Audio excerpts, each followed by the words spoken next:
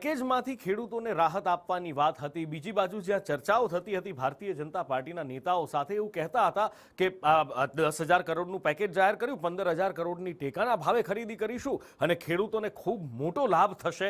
ગઈકાલથી ટેકાના ભાવે ખરીદી શરૂ થઈ ગઈ, પણ આ બાજુ બનાસકાંઠામાં તમે જાઓ પાલનપુરમાં તો મગફળી કેન્દ્ર પર, મગફળી ખરીદી કેન્દ્ર પર નીરસ માહોલ હતો।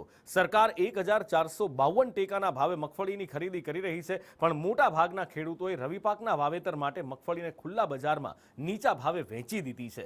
ખેડૂતોનું કહેવું છે કે સરકારે 1 મહિના પહેલા ખરીદી કરી હોત તો રવિ પાકના વાવેતરના પૈસા સમયે હાથમાં આવી જાત।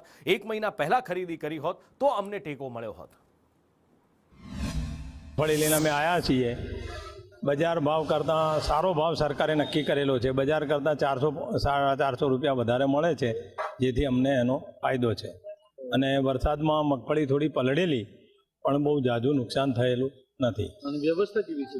અહીંયા હાલમાં ખરીદીની વ્યવસ્થા બહુ સારી છે અને ઝડપથી નિકાલ થાય છે। પાલનપુર તાલુકા સંઘ દ્વારા ટેકાના ભાવની ખરીદીનું કામકાજ ચાલુ કરવામાં આવ્યું છે નવાગંજમાં, અને કુલ ખેડૂતોની 9 થી 10 હજારની નોંધણી થઈ છે। અંદાજે પાલનપુર તાલુકામાં 8 થી 10 હજાર ખેડૂતોની નોંધણી થઈ છે। આજે અમને શરૂઆતમાં કામ આપ્યું છે અને પાલનપુર તાલુકા સંઘ દ્વારા સેન્ટર આપવામાં આવ્યું છે, અને હર હંમેશા તાલુકા સંઘ જ પાલનપુરમાં ખેડૂતોને અહીંયા કામકાજ કરે છે। ફરી ખરીદી આજથી શરૂ કરી છે।